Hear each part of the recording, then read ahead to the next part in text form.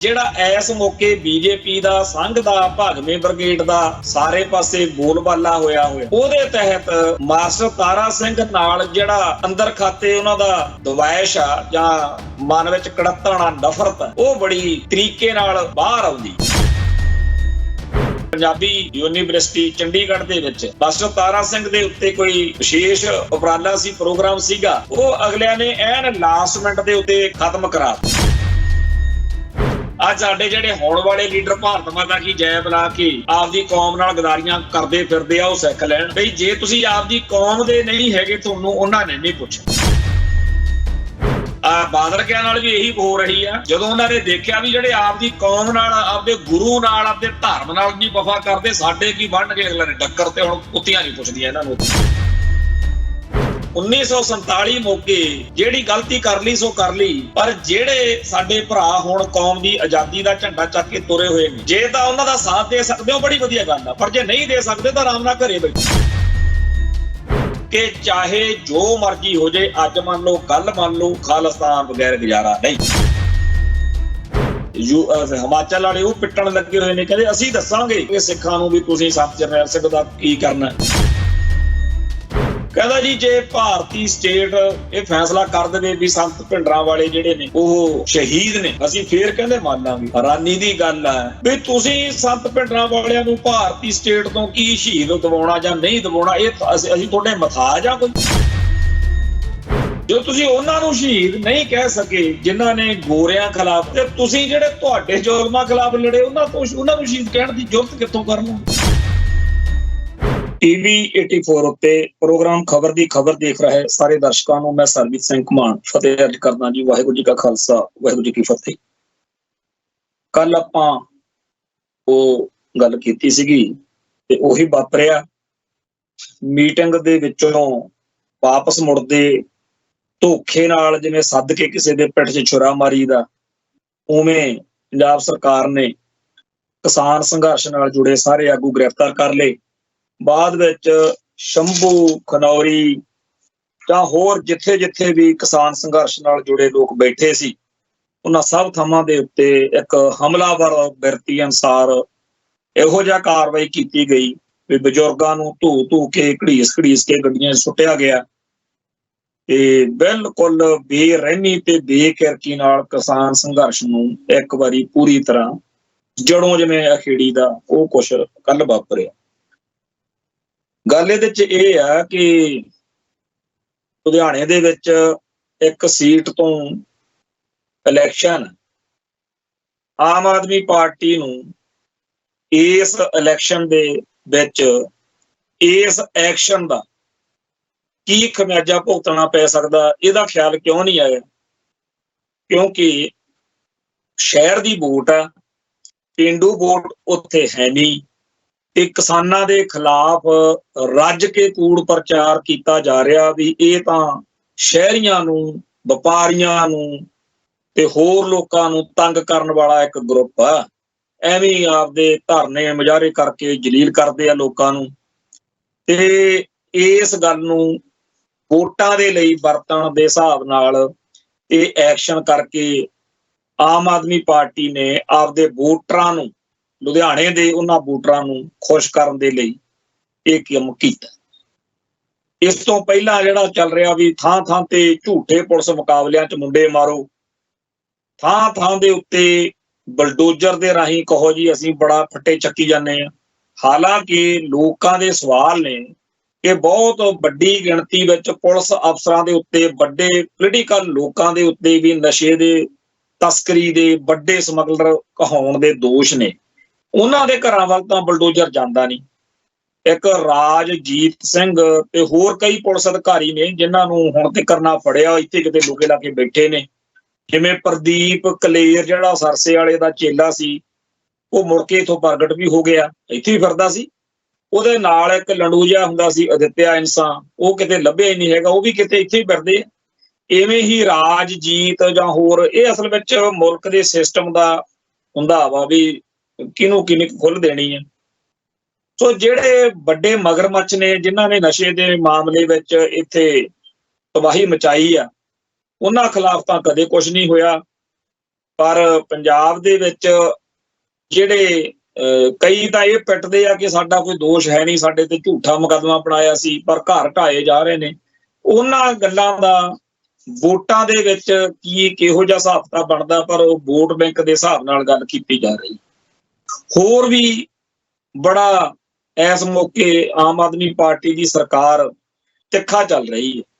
ਇਉਂ ਲੋਕ ਅੰਦਾਜ਼ਾ ਲਾ ਰਹੇ ਨੇ ਕਿ ਦਿੱਲੀ ਵਿੱਚ ਕੇਜਰੀਵਾਲ ਦੀ ਪੂਰੀ ਪਾਰਟੀ ਦਾ ਸਫਾਇਆ ਹੋਣ ਤੋਂ ਬਾਅਦ ਹੁਣ ਪੰਜਾਬ ਦੇ ਵਿੱਚ ਉਹ ਲੁਧਿਆਣੇ ਵਾਲੀ ਸੀਟ ਜਿਤਾ ਕੇ ਆਪਦੇ ਬੰਦੇ ਨੂੰ ਫਿਰ ਰਾਜ ਸਭਾ ਦੇ ਵਿੱਚ ਕੇਜਰੀਵਾਲ ਨੂੰ ਭੇਜਣਾ ਚਾਹੁੰਦੇ ਆ, ਤੇ ਇਸ ਕਰਕੇ ਇਹ ਸਾਰੀ ਵਿਉਂਤਬੰਦੀ ਕੀਤੀ ਜਾ ਰਹੀ ਆ ਕਿ ਪੰਥ ਅਤੇ ਪੰਜਾਬ ਦੇ ਉਲਟ ਜੋ ਕੁਝ ਵੀ ਕਰ ਹੁੰਦਾ ਉਹ ਕਰੋ।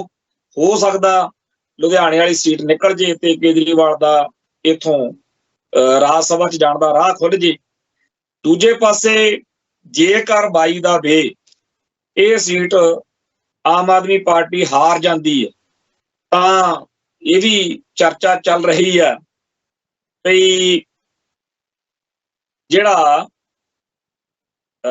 ਪੰਜਾਬ ਦਾ ਮੁੱਖ ਮੰਤਰੀ ਭਗਵੰਤ ਮਾਨ ਆ ਵੀ ਉਹਦੀ ਬਰੀ ਲੈ ਲੈਣਗੇ, ਕਿਉਂਕਿ ਇਹ ਵੀ ਚਰਚਾ ਹੈਗੀ ਆ ਕਿ ਪੰਜਾਬ ਦੇ ਵਿੱਚ ਪੁੱਠੇ ਸਿੱਧੇ ਕੰਮਾਂ ਦਾ ਖਮਿਆਜਾ ਦਿੱਲੀ 'ਚ ਸਾਨੂੰ ਭੁਗਤਣਾ ਪਿਆ, ਤੇ ਜੇ ਹੁਣ ਉਹਦੀ ਕਮਾਂਡ ਹੇਠ ਲੁਧਿਆਣੇ ਵਾਲੀ ਸੀਟ ਵੀ ਕੇਜਰੀਵਾਲ ਵਾਲੀ ਪਾਰਟੀ ਹਾਰ ਜਾਂਦੀ ਹੈ ਤਾਂ ਹੋ ਸਕਦਾ ਫਿਰ ਮੁੱਖ ਮੰਤਰੀ ਬਦਲਿਆ ਜਾਵੇ। ਅੱਜ ਵੀ ਕੁੰਵਰ ਵਿਜੇ ਪ੍ਰਤਾਪ ਜਾਂ ਹੋਰ ਬਹੁਤ ਸਾਰੇ ਇਸ ਤਰ੍ਹਾਂ ਦੀਆਂ ਗੱਲਾਂ ਕਰਾਉਣ ਵਾਲੇ ਆਗੂ ਜਿਹੜੇ ਨੇ ਉਹ ਆਪਦੀ ਗੱਲ ਕਹਿੰਦੇ ਨੇ ਕਿ ਭਗਵੰਤ ਮਾਨ ਨੂੰ ਬਦਲਿਆ ਜਾਵੇ। ਪਰ ਜਿਸ ਤਰੀਕੇ ਨਾਲ ਲੋਕਾਂ ਨੂੰ ਆਮ ਆਦਮੀ ਪਾਰਟੀ ਦਾ ਜਾਂ ਭਗਵੰਤ ਮਾਨ ਦਾ ਮਾਣ ਜਿਹਾ ਸੀਗਾ ਬਈ ਜੀ ਕਾਂਗਰਸ ਵਾਲੇ ਤਾਂ ਐ ਨੇ, ਬਾਦਲ ਦਲ ਵਾਲੇ ਆਓ ਨੇ, ਭਾਜਪਾ ਵਾਲੇ ਆਓ ਨੇ, ਇਹ ਬੜੇ ਵਧੀਆ ਨੇ, ਤੇ ਗੱਪਾਂ ਵੀ ਵੱਡੀਆਂ ਵੱਡੀਆਂ ਸੁਣੀਆਂ ਲੋਕਾਂ ਨੇ। ਸਾਡੀ ਕੌਮ ਦੇ ਵਿੱਚ ਪੰਥਕ ਜਾਂ ਖਾਲਿਸਤਾਨੀ ਸਫਾ ਨਾਲ ਸੰਬੰਧਿਤ ਵੀ ਬਹੁਤ ਸਾਰੇ ਬੰਦਿਆਂ ਨੇ ਉਦੋਂ ਕਿਹਾ ਕਿ ਜੀ ਸਣੇ ਕਿ ਅਸੀਂ ਇਸ਼ਨਾਨ ਕਰਕੇ ਇਸ ਪਾਰਟੀ ਨੂੰ ਜੀ ਆਇਆਂ ਕਹਿਣਾ ਚਾਹੀਦਾ। ਬੜੀਆਂ ਫੁਕਰੀਆਂ ਇਸ ਪਾਰਟੀ ਦੇ ਲੀਡਰਾਂ ਨੇ ਮਾਰੀਆਂ ਵੀ 5 ਸਕਿੰਟ 'ਚ MSP ਦੇ ਦਿਆਂਗੇ, ਪਰ ਜਿੰਨੀ ਮਾੜੀ, ਜਿੰਨੀ ਭ੍ਰਿਸ਼ਟ, ਜਿੰਨੀ ਘਟੀਆ ਇਸ ਪਾਰਟੀ ਦੀ ਸਿਆਸਤ ਵਾ ਉਹ ਕਾਂਗਰਸ, ਅਕਾਲੀ ਦਲ ਜਾਂ ਹੋਰ ਪਾਰਟੀਆਂ ਨਾਲੋਂ ਕੋਈ ਵੱਖਰੀ ਨਹੀਂ।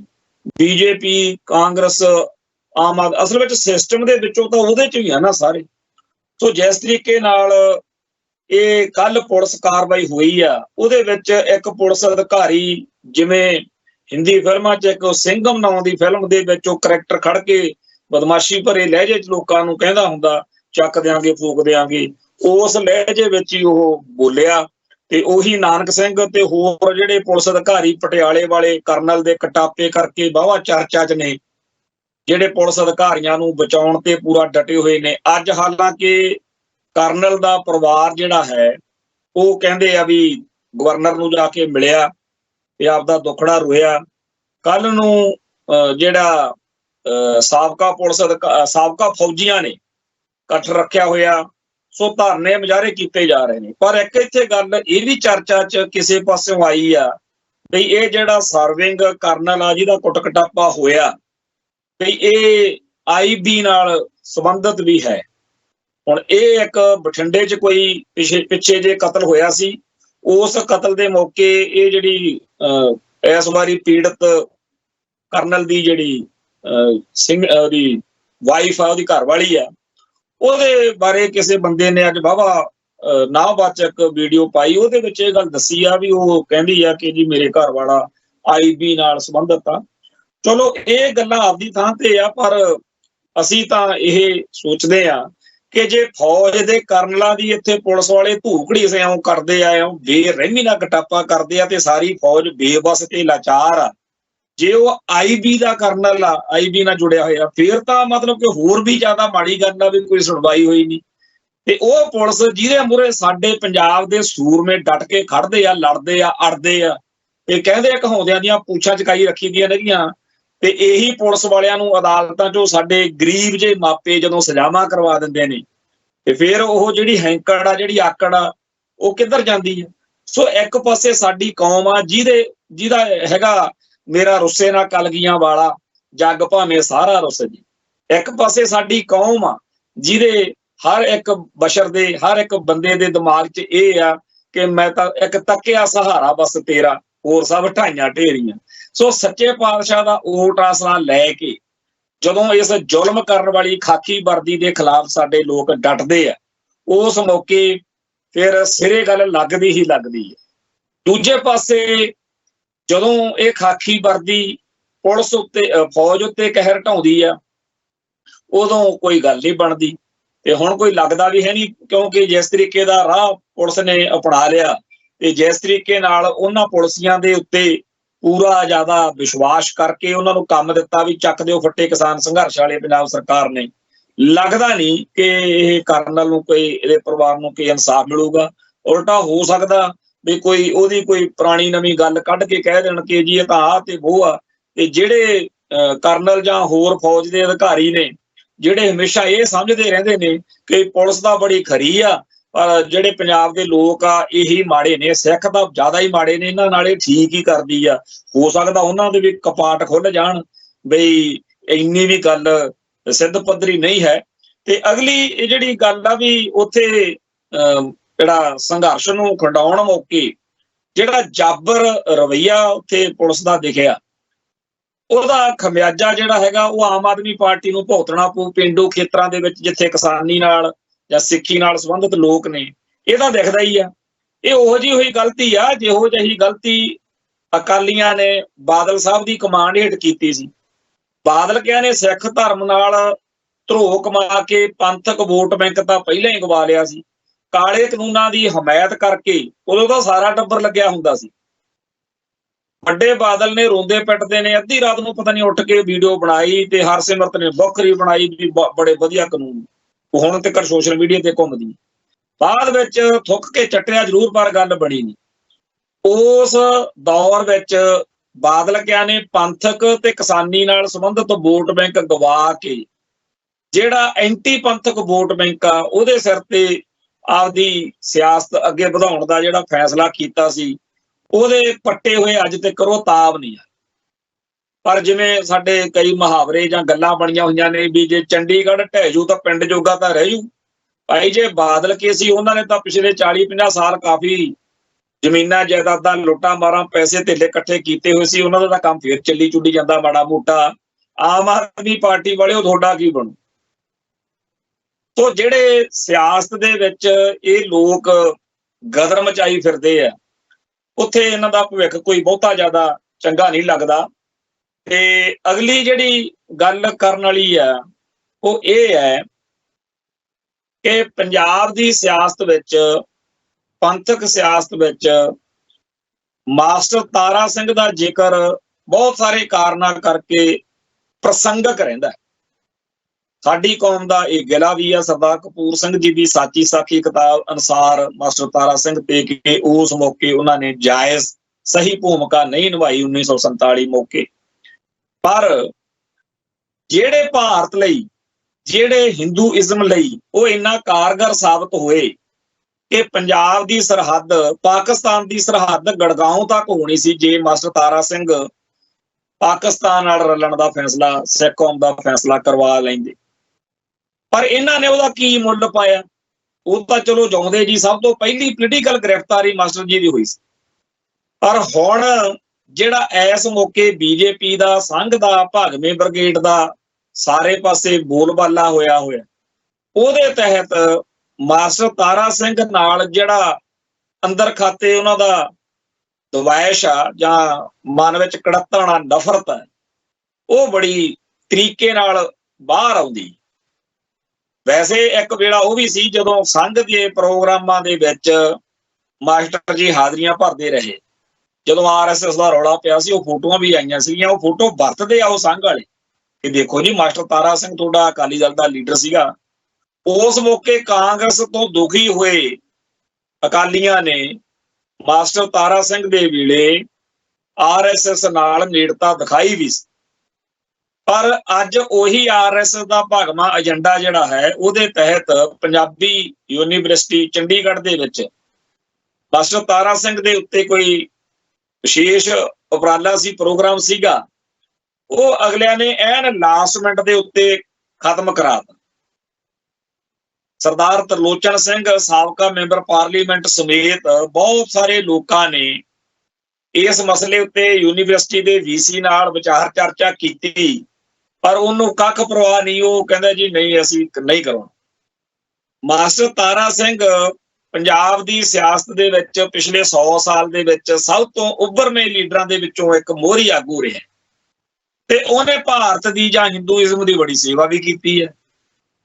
ਤੇ ਉਹਨੂੰ ਜਨਾਹ ਵਰਗੇ ਕਹਿੰਦੇ ਵੀ ਸੀਗੇ ਵੀ ਮਾਸਟਰ ਜੀ ਤੁਸੀਂ ਇਹਨਾਂ ਨੂੰ ਗੁਲਾਮ ਸਾਥੀ ਦੇ ਰੂਪ 'ਚ ਹੀ ਦੇਖਿਆ, ਤੁਸੀਂ ਅਸਲੀ ਹਿੰਦੂ ਉਦੋਂ ਦੇਖੋਗੇ ਜਦੋਂ ਇਹ ਆਜ਼ਾਦ ਹੋਣਗੇ।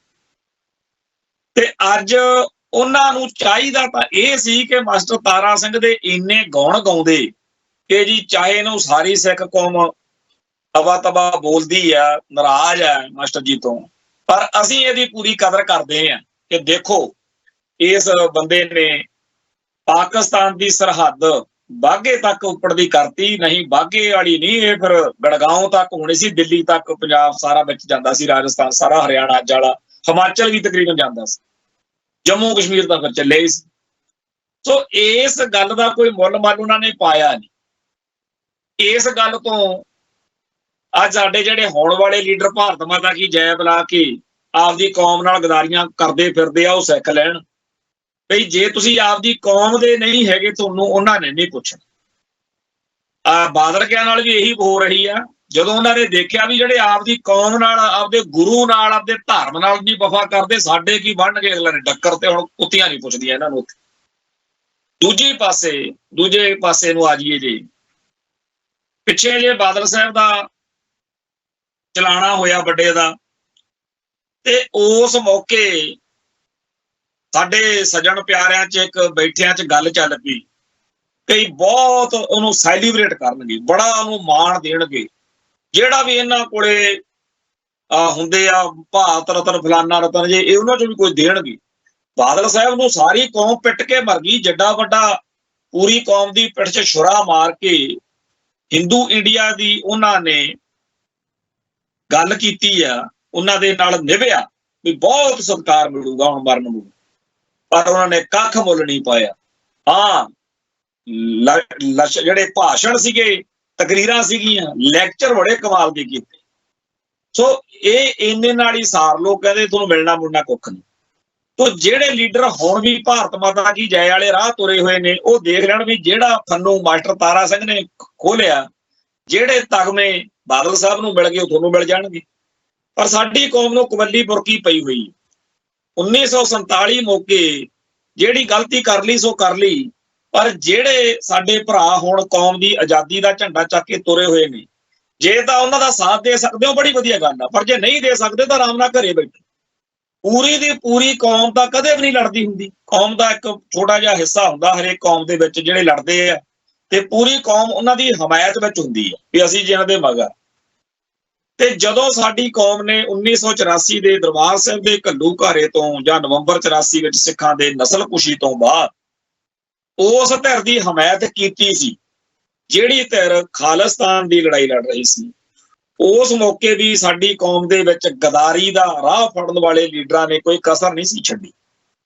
ਉਸ ਮੌਕੇ ਖਾਲਸਾ ਪੰਥ ਤਾਂ ਕਵੇ ਕਿ ਅਸੀਂ ਆਜ਼ਾਦੀ ਲੈਣੀ ਆ, ਅਸੀਂ ਆਜ਼ਾਦ ਹੋਣਾ, ਖਾਲਿਸਤਾਨ ਦੇ ਰਾਹ ਤੁਰਨਾ, ਤੇ ਬਾਦਲ ਤੇ ਟੌੜੇ ਤੇ ਬਰਨਾਲੇ ਵਰਗੇ ਰਾਜੀਵ ਲੌਂਗੋਵਾਲ ਸਮਝੌਤਾ ਕਰਕੇ ਕਹਿੰਦੇ ਜੀ ਸਾਨੂੰ ਪੰਜਾਬ 'ਚ ਬਸ ਕੁਰਸੀ ਦੇ ਦਿਓ, ਚੰਡੀਗੜ੍ਹ ਦੀ ਕੁਰਸੀ ਦੇ ਦਿਓ, ਅਸੀਂ ਤਾਂ ਕੋਈ ਪਰਵਾਹ ਹੀ ਨਹੀਂ ਕਰਦੇ ਕਿਸੇ ਗੱਲ ਦੀ। ਤੇ ਖੱਟਿਆ ਕੀ ਉਹਦੇ ਚੋਂ, ਬਰਨਾਲੇ ਦਾ ਕੀ ਬਣਿਆ? ਉਸ ਮੌਕੇ ਜੇਕਰ ਇਹ ਬਰਨਾਲੇ ਵਾਲੀ ਸਰਕਾਰ ਨਾ ਬਣਦੀ ਤੇ ਕਾਂਗਰਸ ਦੀ ਸਰਕਾਰ ਬਣਦੀ ਜਾਂਦੀ ਜਿਵੇਂ ਬੇਅੰਤ ਸਿੰਘ ਵਾਲੀ ਬਣੀ ਆ, ਤਾਂ ਸਾਡਾ ਉਹਦੇ ਨਾਲ ਲੜਾਈ ਲੜਨ ਦਾ ਤਰੀਕਾਕਾਰ ਹੋਰ ਹੋਣਾ ਸੀ। ਹੁਣ ਜਿੰਨਾ ਜ਼ੁਲਮ ਬਰਨਾਲੇ ਦੇ ਰਾਜ ਵਿੱਚ ਰਬੈਰੋ ਤੇ ਰੇ ਨੇ, ਰੇ ਉਦੋਂ ਸਿਧਾਰਥ ਸ਼ੰਕਰ ਰੇ ਤੇ ਗਵਰਨਰ ਸੀ, ਰਬੈਰੋ DGP ਲਾਤਾ, ਇਹਨਾਂ ਤਿੰਨਾਂ ਨੇ ਰਲ ਕੇ ਪੰਜਾਬ ਦੇ ਵਿੱਚ ਜਿਸ ਤਰੀਕੇ ਨਾਲ ਸਿੱਖਾਂ ਉੱਤੇ ਜ਼ੁਲਮ ਕੀਤਾ, ਉਸ ਮਾਹੌਲ ਦਾ ਜਦੋਂ ਵੀ ਕੋਈ ਅਧਿਐਨ ਕਰਦੇ ਆ ਤਾਂ ਸਾਫ਼ ਪਤਾ ਲੱਗਦਾ ਕਿ ਬੇਅੰਤੇ ਬੁੱਚੜ ਦਾ ਤਾਂ ਜੋ ਆਪਾਂ ਕਹਿੰਦੇ ਆ ਵੀ ਉਹ ਕਾਂਗਰਸ ਦਾ ਸੀ, ਬਰਨਾਲਾ ਕਿਹੜਾ ਘੱਟ ਸੀ। ਅਸਲ ਵਿੱਚ ਤਾਂ ਭਾਰਤ ਮਾਤਾ ਦੀ ਜੈ ਕਹਿ ਕੇ ਜਿਹਨੇ ਸਹੁੰ ਚੱਕ ਲਈ ਸੰਵਿਧਾਨ ਦੀ, ਉਹਨੇ ਇਹੀ ਕੁਛ ਕਰਨਾ। ਤੇ ਜਦੋਂ ਕੌਮ ਦੀ ਲੜਾਈ ਸਿਖਰ ਤੇ ਗਈ ਹੋਈ ਸੀ, ਜਦੋਂ 89 ਦੇ ਵਿੱਚ ਪੰਜਾਬ ਦੇ ਵਿੱਚ ਸਭ ਤੋਂ ਵੱਡੀ ਗਿਣਤੀ ਵਿੱਚ ਵੋਟਾਂ ਪਾ ਕੇ MP ਜਿਤਾ ਕੇ ਮਾਨ ਸਾਹਿਬ ਅਤਿੰਦਰਪਾਲ ਵਰਗੇ ਜੇਲ੍ਹਾਂ 'ਚ ਬੈਠੇ ਜਿਤਾਤੀ। ਜਦੋਂ ਲੋਕਾਂ ਨੇ ਦੱਸਤਾ ਵੀ ਅਸੀਂ ਤਾਂ ਖਾਲਿਸਤਾਨੀਆਂ ਮਗਰ ਆ, ਜਿਹਨੂੰ ਇਹ ਕਹਿਣਗੇ ਵੋਟਾਂ ਪਾ ਦਿਆਂ ਪਈਆਂ। ਉਸ ਮੌਕੇ ਦਸੰਬਰ 99 ਜਾਂ ਜਨਵਰੀ 91 ਤੱਕ ਦਿੱਲੀ ਦਰਬਾਰ ਦੇ ਵਿੱਚ ਜਿਹੜੇ ਖੁਫੀਆ ਮਹਿਕਮੇ ਨੇ ਉਹ ਬੜੇ ਇਸ ਗੱਲੋਂ ਸੀ ਵੀ ਪੰਜਾਬ ਦੇ ਵਿੱਚ ਚਾਹੇ ਆਪਣਾ ਜਿੰਨਾ ਮਰਜ਼ੀ ਆ ਪਰ ਉੱਥੇ ਚੱਲਦੀ ਹੁਣ ਖਾਲਿਸਤਾਨੀਆਂ ਦੀ। ਉਸ ਮੌਕੇ ਕੈਪਟਨ ਅਮਰਿੰਦਰ ਸਿੰਘ ਦੀ ਇੱਕ ਚਿੱਠੀ ਪੰਜਾਬੀ ਟ੍ਰਿਬਿਊਨ ਅਖਬਾਰ ਦੇ ਵਿੱਚ 15 ਅਕਤੂਬਰ 1990 ਨੂੰ ਛਪੀ। ਉਹਦੇ ਵਿੱਚ ਉਹ ਕਹਿ ਰਿਹਾ ਸੀਗਾ, ਉਹਦਾ ਟਾਈਟਲ ਸੀਗਾ ਹੁਣ ਸਮਾਂ ਹੈ ਆਪਣੇ ਵਿਰਸੇ ਨੂੰ ਯਾਦ ਕਰਨ ਦਾ।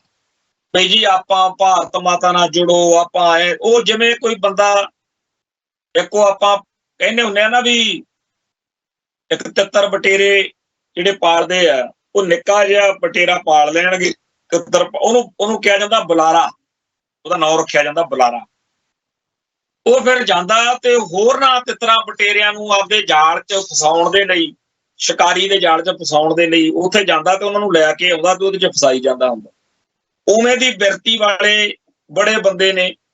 ਉਹ ਕੈਪਟਨ ਅਮਰਿੰਦਰ ਸਿੰਘ ਨੇ ਖਾਲਿਸਤਾਨ ਦੇ ਸੰਘਰਸ਼ ਦੇ ਸਿਖਰ ਮੌਕੇ 1990 ਦੇ ਵਿੱਚ ਇਹ ਲੇਖ ਲਿਖਿਆ ਸੀ, ਜਿਹਦੇ ਵਿੱਚ ਇਹੀ ਸੀਗਾ ਮੋਟੇ ਤੌਰ ਦੇ ਉੱਤੇ ਵੀ ਸਿੱਖੋ ਕਿਹੜੇ ਤੁਸੀਂ ਖਾਲਿਸਤਾਨ ਦੇ ਰਾਹ ਪੈ ਗਏ, ਛੱਡੋ ਪਰਾਂ, ਆਓ ਆਪਾਂ ਭਾਰਤ ਮਾਤਾ ਨੂੰ ਮੱਥਾ ਟੇਕ ਕੇ ਮੁੱਖ ਧਾਰਾ ਜੀ ਉਹ ਸਾਰਾ ਕੁਝ ਸੀਗਾ। ਉਹਦਾ ਜਵਾਬ ਉਦੋਂ ਹੀ ਸਮੁੱਚੀ ਖਾੜਕੂ ਧਿਰਾਂ ਨੇ ਅਜੀਤ ਅਖਬਾਰ ਦੇ ਵਿੱਚ ਲੰਬਾ ਚੌੜਾ ਛਪਵਾਇਆ ਸੀ ਵੀ ਸਾਨੂੰ ਆਪਣਾ ਵਿਰਸਾ ਯਾਦ ਹੈ।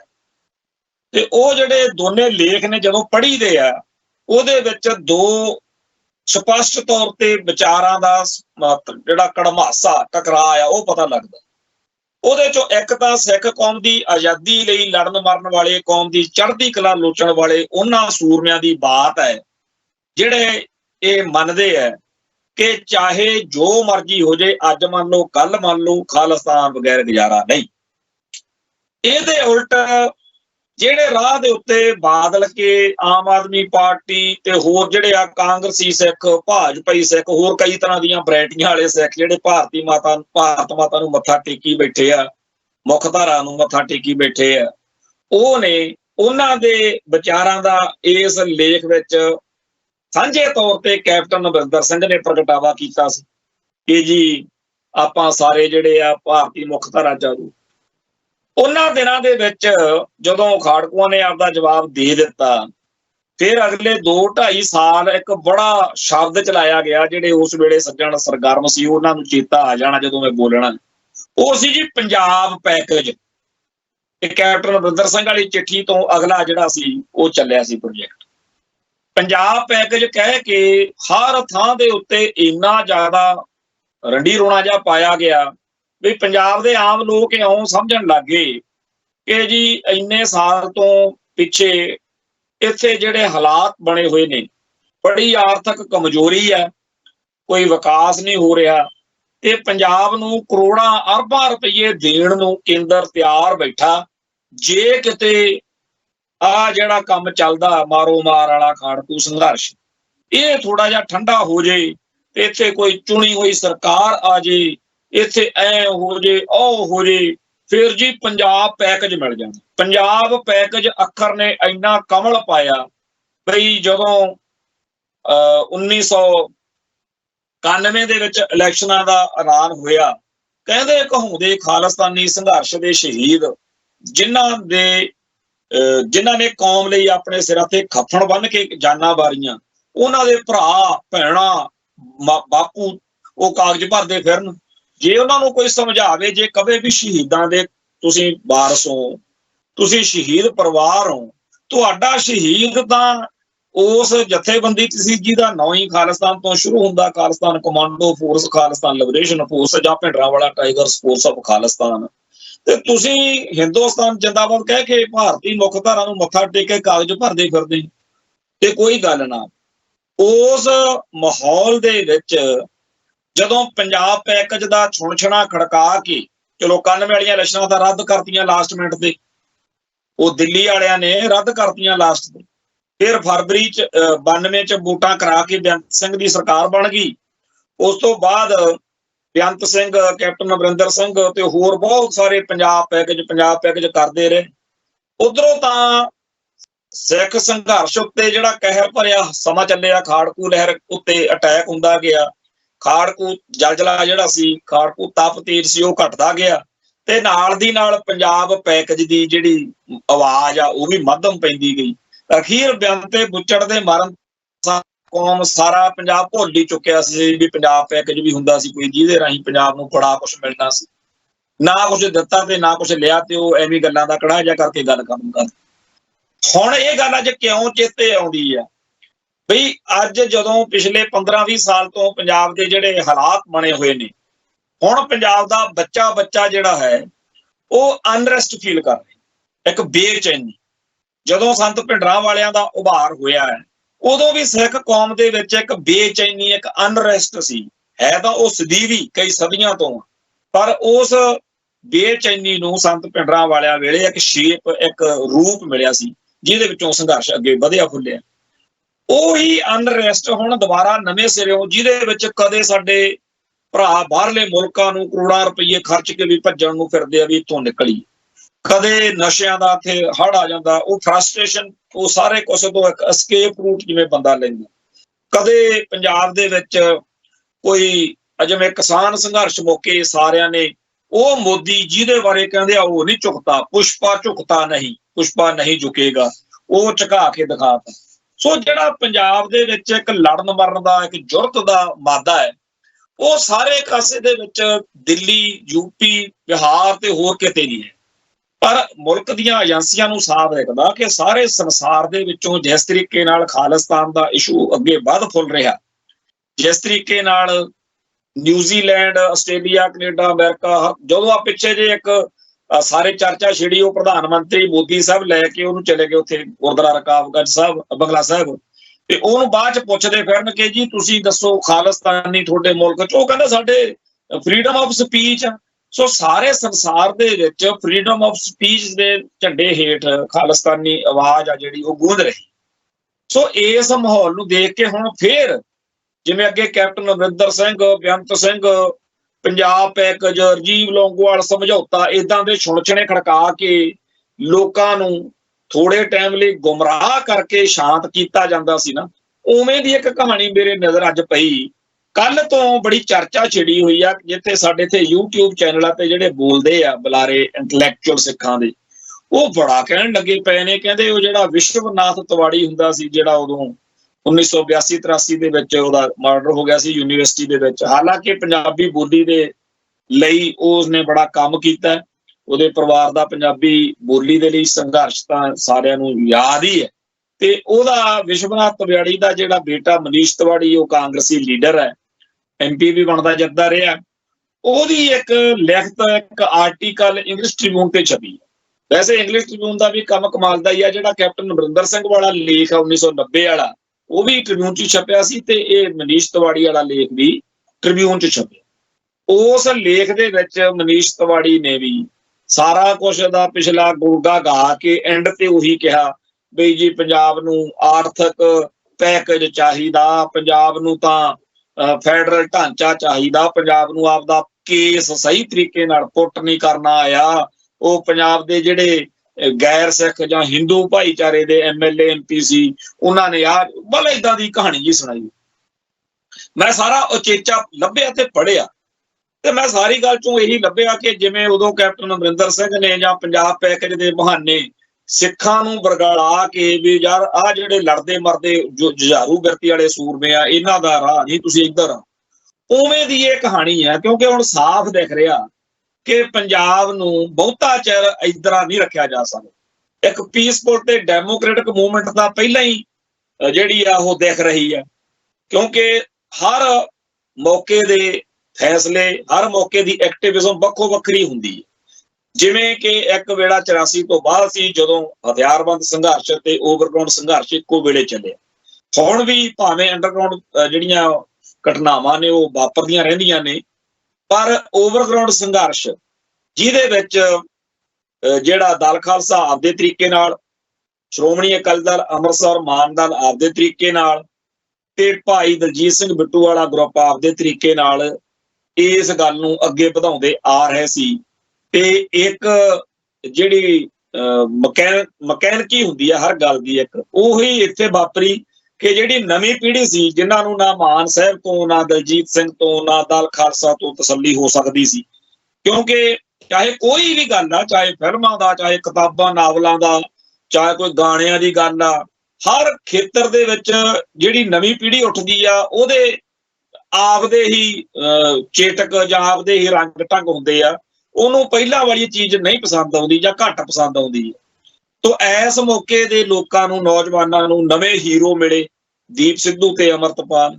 ਤੇ ਦੀਪ ਸਿੱਧੂ ਤੇ ਅਮਰਤਪਾਲ ਦੀ ਕਮਾਂਡ ਹੇਠ ਜਿਸ ਤਰੀਕੇ ਨਾਲ ਸਾਡੀ ਨਵੀਂ ਪੀੜ੍ਹੀ ਨੇ ਖਾਲਿਸਤਾਨ ਦੇ ਏਜੰਡੇ ਨੂੰ ਅਪਣਾਇਆ, ਉਹਦੇ ਵਿੱਚ ਹੁਣ ਸਟੇਟ ਸਿਸਟਮ ਨੂੰ ਲੱਗਦਾ ਹੀ ਆ ਕਿ ਆਉਣ ਵਾਲੇ ਸਮੇਂ ਦੇ ਵਿੱਚ ਇਸ ਲਹਿਰ ਨੂੰ ਹੋਰ ਬਲ ਮਿਲ ਸਕਦਾ। ਸੋ ਉਹਦਾ ਮੂਹਰੋਂ ਰਾਹ ਡੱਕਣ ਦੇ ਲਈ ਆਹ ਕੰਮ ਸ਼ੁਰੂ ਕਰ ਦਿੱਤਾ ਹੈ ਕਿ ਜੀ ਮਨੀਸ਼ ਤਿਵਾੜੀ ਕਹਿੰਦਾ ਇਹ ਤਾਂ ਪੰਜਾਬ ਨੂੰ, ਤੇ ਸਾਡੇ ਇੰਟੈਲੈਕਚੁਅਲ ਬੜੇ ਆਪਦੇ ਆਪ ਨੂੰ ਇੰਟੈਲੈਕਚੁਅਲ ਸਮਝਦੇ ਆ, ਉਹ ਇਹ ਨਹੀਂ ਕਹਿ ਰਹੇ ਕਿ ਸਾਨੂੰ ਪੰਜਾਬ ਨੂੰ ਫੈਡਰਲਿਜ਼ਮ ਦੀ ਲੋੜ ਨਹੀਂ ਹੈਗੀ, ਇਸ ਨੂੰ ਸਾਨੂੰ ਪੂਰਨ ਆਜ਼ਾਦੀ ਦੀ ਲੋੜ। ਹੁਣ ਖੁਦ ਮੁਖਤਿਆਰੀ ਵਾਲਾ ਪਿੱਛੇ ਰਹਿ ਗਿਆ ਕੰਮ। ਹੁਣ ਤਾਂ ਤੁਸੀਂ ਸਾਨੂੰ ਸਵੇ ਨਿਰਣੇ ਦਾ ਹੱਕ ਦਿਓ, ਅਸੀਂ ਆਪਦਾ ਰੈਫਰੈਂਡਮ ਕਰੀਏ ਤੇ ਅਸੀਂ ਆਪਦਾ ਜਿਹੜਾ ਰਾਹ ਫੜੀਏ। ਤੇ ਇਸ ਮੌਕੇ ਵੀ ਹੁਣ ਜਦੋਂ ਪੰਜਾਬ ਨੇ, ਜਦੋਂ ਸਿੱਖਾਂ ਨੇ ਆਨੰਦਪੁਰ ਦਾ ਮਤਾ ਲਾਇਆ, ਮੋਰਚਾ ਲਾਇਆ, ਉਹਦੇ ਵਿੱਚ ਆਹੀ ਕੁਝ ਕਹਿੰਦੇ ਸੀਗੇ ਵੀ ਸਾਨੂੰ ਆਹ ਦਿਓ, ਉਹ ਦਿਓ, ਫੈਡਰਲ ਢਾਂਚਾ ਦਿਓ। ਉਦੋਂ ਤਾਂ ਸਾਰਾ ਇੰਡੀਆ, ਸਾਰੀ ਕਾਂਗਰਸ ਆਹੀ ਮਨੀਸ਼ ਤਿਵਾੜੀ ਵਾਲੀ ਕਾਂਗਰਸ ਸੀਗੀ। ਕਿਹਨੇ ਉਦੋਂ ਸਿੱਖਾਂ ਨੂੰ ਕਿਹਾ ਨਹੀਂ ਹੈਗਾ ਵੀ ਇਹ ਤਾਂ ਖਾਲਿਸਤਾਨ ਮੰਗਦੇ, ਖਾਲਿਸਤਾਨੀ ਨੇ। ਤੇ ਰੱਜ ਕੇ ਜਲੀਲ ਕੀਤਾ, ਰੱਜ ਕੇ ਬਦਨਾਮ ਕੀਤਾ, ਸਾਰੇ ਭਾਰਤ ਵਿੱਚ ਖਾਲਿਸਤਾਨੀ ਕਹਿ ਕੇ ਸਾਰੇ ਭਾਰਤ ਨੂੰ ਯਕੀਨ ਕਰਾ ਕੇ ਫਿਰ ਦਰਬਾਰ ਸਾਹਿਬ ਤੇ ਹਮਲਾ ਕਰਤਾ। ਫਿਰ ਇੰਦਰਾ ਦਾ ਕੰਡਾ ਕੱਢਿਆ ਤਾਂ ਫਿਰ ਸਾਰੇ ਭਾਰਤ ਵਿੱਚ ਰਿਐਕਸ਼ਨ ਹੋਇਆ। ਫਿਰ ਅੱਕੇ ਹੋਏ ਜਦੋਂ ਭਾਈ ਹਰਜਿੰਦਰ ਸਿੰਘ ਜਿੰਦੇ ਤੇ ਭਾਈ ਸੁਖਦੇਵ ਸਿੰਘ ਸੁੱਖੇ ਵਾਲੀ ਉਹ ਰਾਸ਼ਟਰਪਤੀ ਵਾਲੀ ਚਿੱਠੀ ਹੈ ਨਾ, ਪੜ੍ਹੀਏ, ਉਹਦੇ ਵਿੱਚ ਇਹ ਲਾਈਨ ਬੜੀ ਕਮਾਲ ਦੀ ਹੈ ਕਿ ਖਾਲਿਸਤਾਨ ਦੀ ਮੰਗ ਉਹਨਾਂ ਅਤਿਆਚਾਰਾਂ ਦੀ ਦੇਣ ਆ ਜੋ ਭਾਰਤੀ ਸਟੇਟ ਨੇ ਸਿੱਖਾਂ ਉੱਤੇ ਕੀਤੇ। ਸੋ ਮੈਂ ਇਹ ਗੱਲ ਨਹੀਂ ਭਾਵੇਂ ਕਹਿ ਸਕਦਾ ਵੀ ਸਿੱਖ ਖਾਲਿਸਤਾਨ ਦੀ ਗੱਲ ਕਰਦੇ ਹੀ ਨਾ, ਕਿਉਂਕਿ 1947 ਤੋਂ ਪਹਿਲਾਂ ਵੀ ਗੱਲ ਹੋਈ। ਇੱਕ ਡਾਕਟਰ ਵੀਰ ਸਿੰਘ ਭੱਟੀ ਆ ਜਾਂ ਸਿੱਖ ਸਟੇਟ ਦਾ ਮਤਾ ਸ਼੍ਰੋਮਣੀ ਕਮੇਟੀ ਨੇ ਵੀ ਪਾਇਆ ਸੀ। 1971 ਦੇ ਵਿੱਚ ਡਾਕਟਰ ਜਗਜੀਤ ਸਿੰਘ ਚੌਹਾਨ ਨੇ ਵੀ ਖਾਲਿਸਤਾਨ ਦੀ ਗੱਲ ਕੀਤੀ, ਹੋਰ ਵੀ। ਪਰ ਸਿੱਖ ਬਚਦੇ ਜੇ ਤੁਰੇ ਆਉਂਦੇ ਸੀ ਵੀ ਦੇਖੋ ਜੇ ਰਹਿ ਸਕਦੀ ਆ ਇੰਡੀਆ ਨਾਲ ਗੱਲ ਤਾਂ ਰਹਿ ਜੀ। ਸਿੱਖ ਨਨਕਾਣਾ ਸਾਹਿਬ ਸਮੇਤ ਜੋ ਕੁਝ ਪਾਕਿਸਤਾਨ 'ਚ ਛੱਡ ਕੇ ਆਏ ਆ ਉਹ ਬੜੀ ਵੱਡੀ ਗੱਲ ਸੀ। ਪਰ ਇਸ ਮੁਲਕ ਦੇ ਹਕੂਮਤੀ ਢਾਂਚੇ ਉੱਤੇ ਕਾਬਜ ਹੋਈ ਬ੍ਰਾਹਮਣਵਾਦੀ ਸੋਚ ਵਾਲਿਆਂ ਨੇ ਮਿਥ ਲਿਆ ਕਿ ਸਿੱਖਾਂ ਨੂੰ ਉਹ ਛਤਰ ਫੇਰਨਾ, ਇਹਨਾਂ ਨੂੰ ਜਾਂ ਤਾਂ ਗੁਲਾਮ ਬਣ ਜਾਓ ਜਾਂ ਹਿੰਦੂ ਬਣ ਜਾਓ, ਮਤਲਬ ਜਾਂ ਤਾਂ ਮਰ ਜਾਓ। ਹਿੰਦੂ ਬਣਨ ਦਾ ਮਤਲਬ ਇਹ ਹੈ ਧਰਮ ਤਿਆਗ ਦਿਓ ਤੇ ਗੁਲਾਮ ਬਣ ਜਾਓ। ਇਸ ਪਾਸੇ ਵਾਲੀ ਗੱਲ ਨੇ ਸਿੱਖਾਂ ਨੂੰ ਧੱਕ ਕੇ ਖਾਲਿਸਤਾਨ ਦੇ ਰਾਹ ਤੋਰਤਾ। ਚੰਗੀ ਗੱਲ ਆ। ਮੈਂ ਤਾਂ ਇਹ ਬਾਰ-ਬਾਰ ਕਹਿਣਾ ਵੀ ਜੇ 84 ਨਾ ਵਾਪਰਦਾ, ਨਾ ਤਾਂ ਸਿੱਖਾਂ ਨੂੰ ਇਹ ਸਮਝ ਲੱਗਣੀ ਸੀ ਕਿ ਸਾਡਾ ਖਾਲਸਾ ਪੰਥ ਦਾ ਜਿਹੜਾ ਨਿਆਰਾ ਨਰੋਆ ਵੱਖਰਾ ਸੁਭਾਅ ਆ, ਸਰੂਪ ਆ, ਉਹਨੂੰ ਕਿੰਨਾ ਖਤਰਾ, ਤੇ ਨਾ ਸਾਨੂੰ ਖਾਲਿਸਤਾਨ ਦਾ ਚੇਤਾ ਆਉਣਾ ਸੀ। ਸ਼ੁਕਰ ਆ ਬਾਬਾ ਜਰਨੈਲ ਸਿੰਘ ਇਹ ਗੱਲ ਕਹਿ ਗਏ ਸੀ ਵੀ ਜੇ ਦਰਬਾਰ ਸਾਹਿਬ ਤੇ ਹਮਲਾ ਹੋ ਗਿਆ ਤਾਂ ਖਾਲਿਸਤਾਨ ਦੀ ਨੀਂਹ ਰੱਖੀ ਜਾਊਗੀ। ਹੁਣ ਰੱਖੀ ਗਈ ਨਹੀਂ। ਹੁਣ ਅੱਗੇ ਉਹਦੇ ਉੱਤੇ ਨੀਹਾਂ ਭਰ ਕੇ ਜਿਹੜੀ ਇਮਾਰਤ ਬਿਲਡਿੰਗ ਸਿਰਜਣੀ ਆ ਉਹ ਸਿਰਜ ਲੈਣਗੇ। ਪਰ ਜਿਹੜਾ ਇਸ ਗੱਲ ਦੇ ਪੈਰਲਲ ਬਿਲਕੁਲ ਉਲਟ ਸਿੱਖਾਂ ਨੂੰ ਭਾਰਤੀ ਮੁੱਖ ਧਾਰਾ ਦਾ ਮੱਥਾ ਟਿਕਾਉਣ ਵਾਲਾ ਪ੍ਰੋਜੈਕਟ ਚੱਲ ਰਿਹਾ, ਉਹ ਬੜਾ ਕਮਾਲ ਦਾ। ਉਹਦੇ ਬਾਰੇ ਜਦੋਂ ਵੀ ਕੋਈ ਗੱਲ ਸਾਹਮਣੇ ਆਉਂਦੀ ਆ ਤਾਂ ਇਹ ਚੀਜ਼ ਫਿਰ ਚਰਚਾ 'ਚ ਲਿਆਉਣੀ ਸਾਡਾ ਫਰਜ਼ ਬਣਦਾ, ਤੇ ਅਸੀਂ ਇਹ ਫਰਜ਼ ਵਾਰ-ਵਾਰ ਨਿਭਾਉਂਦੇ ਰਵਾਂਗੇ, ਕਿਉਂਕਿ ਸਾਨੂੰ ਪਤਾ ਕਿ ਸਾਡੀ ਕੌਮ ਜਿਹੜਾ ਨਿਸ਼ਾਨਾ ਮਿੱਥ ਚੁੱਕੀ ਹੈ, ਉਸ ਨਿਸ਼ਾਨੇ ਤੇ ਖੜਾ ਰਹਿਣਾ ਸਾਡਾ ਫਰਜ਼ ਵਾ, ਤੇ ਸਾਡੀ ਕੌਮ ਇਸ ਗੱਲ ਤੇ ਡਟੀ ਰਹੇਗੀ, ਖਾਲਿਸਤਾਨ ਦੇ ਸੰਘਰਸ਼ ਨੂੰ ਅੱਗੇ ਵਧਾਵੇ। ਦੂਜੇ, ਕਿਉਂਕਿ ਸਾਨੂੰ ਇਹ ਵੀ ਪਤਾ ਵੀ ਸਾਡੇ ਜਿਹੜਾ ਖਾਲਿਸਤਾਨ ਦਾ ਏਜੰਡਾ ਜਾਂ ਖਾਲਿਸਤਾਨ ਦਾ ਜਿਹੜਾ ਸੰਕਲਪ ਆ ਉਹ ਗੁਰੂ ਆਸ਼ੇ ਅਨੁਸਾਰ, ਉੱਥੇ ਹਰ ਇੱਕ ਲਈ ਹੱਕ ਤੇ ਇਨਸਾਫ ਦੀ ਗੱਲ ਹੈ। ਆਹ ਹੁਣ ਭਾਰਤੀ ਨਿਜ਼ਾਮ ਦੇ ਵਿੱਚ ਆ ਪ੍ਰਯਾਗਰਾਜ ਤੋਂ ਇੱਕ ਖਬਰ ਅੱਜ ਦੇ ਅਖਬਾਰਾਂ 'ਚ ਛਪੀ ਹੈ।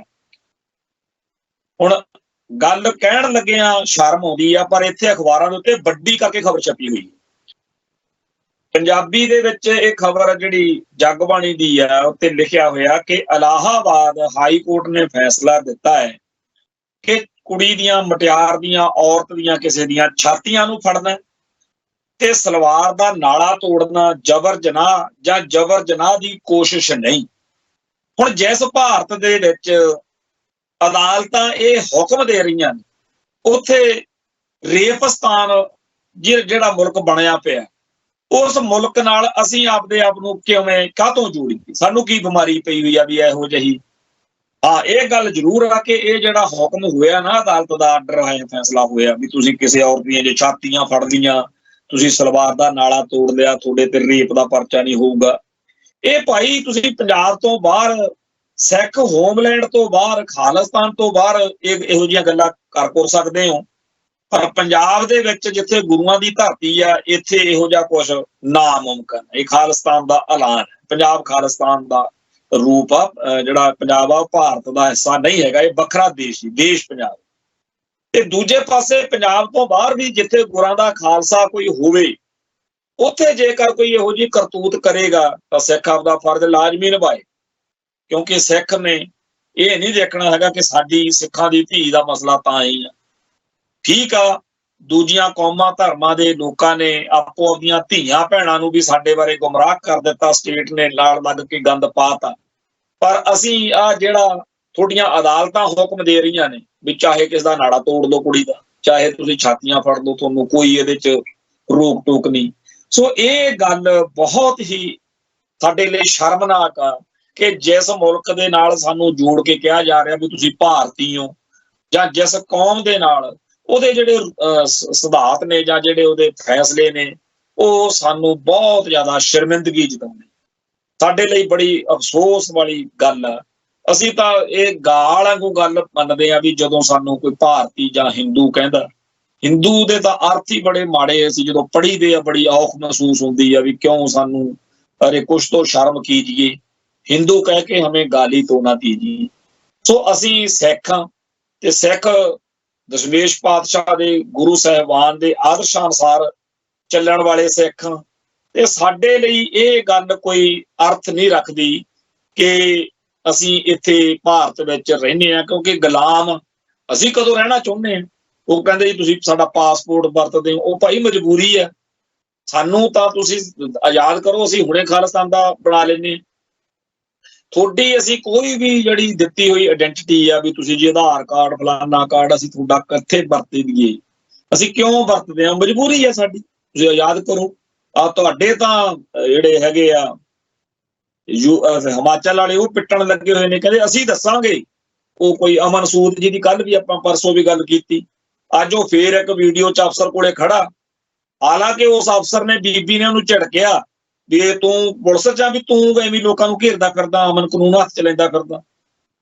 ਪਰ ਉਹ ਬੰਦਾ ਬੇਸ਼ਰਮ, ਪਰ ਉਹਦੇ ਮਗਰ ਸਾਰਾ ਹਿੰਦੂ ਇੰਡੀਆ ਦਾ ਇੱਕ ਵਿਚਾਰ ਖੜਾ ਹੈ ਕਿ ਅਸੀਂ ਦੱਸਾਂਗੇ ਸਿੱਖਾਂ ਨੂੰ ਵੀ ਤੁਸੀਂ ਸੰਤ ਜਰਨੈਲ ਸਿੰਘ ਦਾ ਕੀ ਕਰਨਾ, ਅਸੀਂ ਦੱਸਾਂਗੇ ਕਿ ਉਹ ਹੀਰੋ ਆ, ਖਲਨਾਇਕ ਆ, ਅਸੀਂ ਦੱਸਾਂਗੇ ਕਿ ਐ ਆ ਤੇ ਉਹ। ਸੋ ਇਸ ਤਰੀਕੇ ਦੀ ਬਿਰਤੀ ਜਿੱਥੇ ਹੈਂਕੜਵਾਜ ਵੀ ਸਾਰੇ ਭਾਰਤ ਵਿੱਚ ਵਸਦੇ ਲੋਕਾਂ ਦੇ ਬਾਰੇ ਹਰ ਗੱਲ ਦਾ ਡਿਸੀਜਨ ਅਸੀਂ ਕਰਾਂਗੇ। ਭਾਈ ਇਸ ਮੁਲਕ ਦੇ ਵਿੱਚ ਰਾਮ ਚੰਦਰ ਨੂੰ ਤੁਸੀਂ ਭਗਵਾਨ ਮੰਨੋ, ਤੁਹਾਡੀ ਮੌਜ ਆ, ਪਰ ਰਾਵਣ ਦੀ ਇੱਜ਼ਤ ਕਰਨ ਵਾਲੇ, ਰਾਵਣ ਦਾ ਸਤਿਕਾਰ ਕਰਨ ਵਾਲੇ ਬੜੇ ਲੋਕ ਨੇ ਜਿਨ੍ਹਾਂ ਦਾ ਭਾਈਚਾਰਾ ਰਾਵਣ ਨਾਲ ਜੁੜਦਾ। ਹੁਣ ਉਹ ਤੁਹਾਡੇ ਡਰਦੇ, ਤੁਹਾਡੇ ਤੋਂ ਉਲਟ ਖਿਆਲਾਂ ਵਾਲੇ ਬੰਦੇ ਕਿਹੜੀ ਖੁੱਡ 'ਚ ਵੜ ਜਾਣ।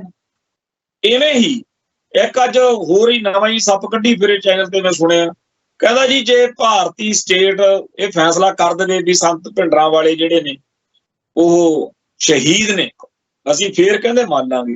ਹੈਰਾਨੀ ਦੀ ਗੱਲ ਹੈ ਵੀ ਤੁਸੀਂ ਸੰਤ ਭਿੰਡਰਾਂ ਵਾਲਿਆਂ ਨੂੰ ਭਾਰਤੀ ਸਟੇਟ ਤੋਂ ਕੀ ਸ਼ਹੀਦ ਦਿਵਾਉਣਾ ਜਾਂ ਨਹੀਂ ਦਿਵਾਉਣਾ, ਇਹ ਅਸੀਂ ਤੁਹਾਡੇ ਮਥਾਜ ਆ? ਕੋਈ ਸਾਡੀ ਕੌਮ ਨਹੀਂ ਤੁਹਾਡੀ ਮਥਾਜ ਲਾਲਾ ਜੀ।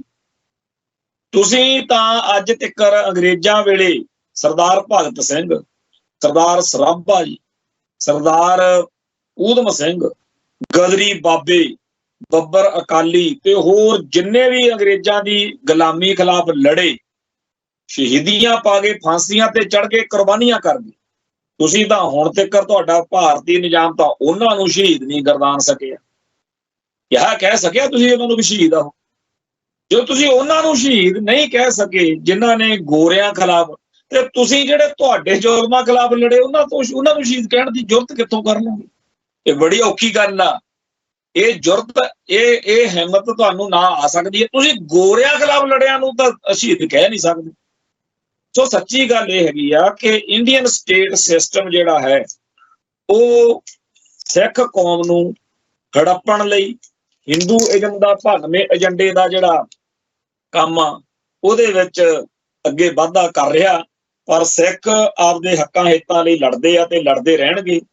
ਡਿਬਰੂਗੜ੍ਹ ਜੇਲ੍ਹ ਦੇ ਵਿੱਚ ਜਿਹੜੇ ਭਾਈ ਅਮਰਤਪਾਲ ਸਿੰਘ ਤੇ ਉਹਨਾਂ ਦੇ ਸਾਥੀ ਸੀ, ਉਹਨਾਂ ਵਿੱਚੋਂ 7 ਜਣੇ ਜਿਹੜੇ ਨੇ ਜਿਨ੍ਹਾਂ ਦੇ ਉੱਤੋਂ NSA ਹਟੀ ਹੈ, ਉਹ ਪੰਜਾਬ ਉਹਨਾਂ ਚੋਂ ਆ ਗਏ ਨੇ, ਅੰਮ੍ਰਿਤਸਰ ਰੱਖਿਆ ਕਹਿੰਦੇ ਉਹਨਾਂ ਨੂੰ।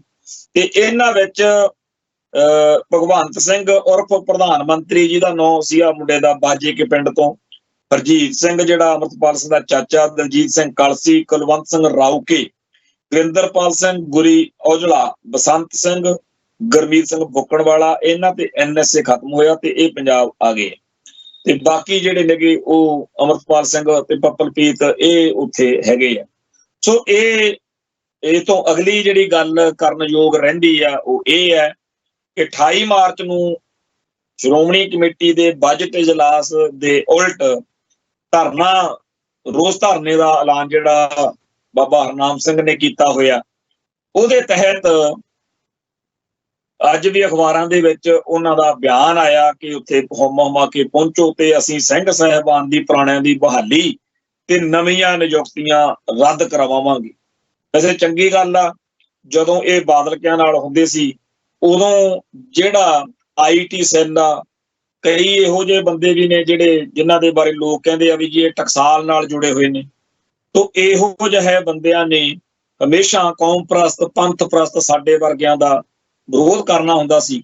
ਹੁਣ ਇਹ ਆਪਸ ਵਿੱਚ ਹੀ ਫਟੇ ਹੋਏ ਨੇ।